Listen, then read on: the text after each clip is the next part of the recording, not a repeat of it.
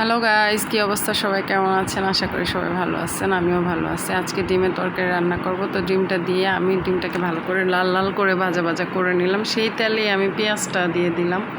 তো পেঁয়াজটা দেওয়ার পরে এই তো আমার পেঁয়াজটা লাল লাল করে ভাজা ভাজা হয়ে গেল। তো হওয়ার পর আমি এখানে একে একে সব মশলাগুলো দিয়ে দেব। এখানে আমি লবণ দেব, হলুদ দেব, মরিচ দেব আর জিরের গুঁড়ো দিয়ে আমি একসাথে সব কিছু নাড়াচাড়া দিয়ে ভালো করে মশলাটাকে কষিয়ে তারপরে এখানে আমি কি করব, একটু ঢাকনা দিয়ে আমি এটাকে ঢেকে দেব।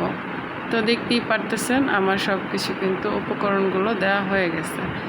তো এই আর কি। তো ঢাকনাটা দিয়ে ঢাকিয়ে আমি ভালো করে মশলাটাকে কষিয়ে নিয়ে আবার একটু ঢাকনাটাকে খুলে আবার একটু আমি এটাকে নাড়াচাড়া দিয়ে দেখে নেব। তো আমার ভিডিওটা আপনারা কে কোথা থেকে দেখতেছেন অবশ্যই কমেন্ট বক্সে জানাবেন। আর যদি আমার ভিডিওটা ভালো লাগে তাহলে অবশ্যই চ্যানেলটা সাবস্ক্রাইব করে দিবেন। তো এই তো আমার মশলাটা কষানো হয়ে গেছে। তো আমি যেই ডিমগুলো ভেজে রেখেছিলাম সেই ডিমগুলো এখানে আমি দিয়ে দেব। তো দেখতেই পারতেছেন ডিমগুলো কিন্তু আমি দিয়ে দিয়েছি।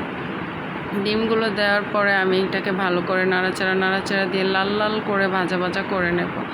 তো এই তো আমার আজকের ভিডিওটা রান্নাটা এই পর্যন্তই। সবাই ভালো থাকবেন। আসসালামু আলাইকুম।